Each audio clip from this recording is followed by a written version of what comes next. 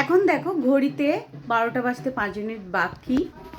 আর এই সবেই আমি হচ্ছে ঠাকুর পুজো করলাম। এই যে আমাদের গোপু। আর ঠাকুর পুজো তো করা হয়ে গেছে, এবার রান্না করব, অনেকটা বেলা হয়ে গেছে। আর মা এখানে সবজি কেটে রেখেছে, রান্না করব। আর এখানে দেখো কটা বোতল আছে, ভরবো, কিন্তু আজ অনেকটা বেলা হয়ে গেছে। আগে ভাত বসাবো, তারপর আমি রান্না করব। আর মা এই যে সকালবেলায় জলখাবারে এই আলুর তরকারি আর পরোটা করেছিল।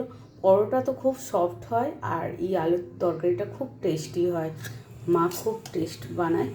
তাই যাই হোক, সকালবেলায় খাওয়া হয়ে গেছিলো, তোমাদের জানানো হয়নি যে এই তরকারিটা খুব টেস্টি করে। আর এই শনিবার তো, আজ শনিবার, তাই এই শনিবার মা এই পরোটা আর আলুর তরকারি করে। আর আমি পরোটা খেতে খুব ভালোবাসি, সেই জন্যই আমার জন্যই করে। আর তার সাথে বনি অফিসেও নিয়ে গেছে। তো চলো আগে রান্নাটা করে নিই।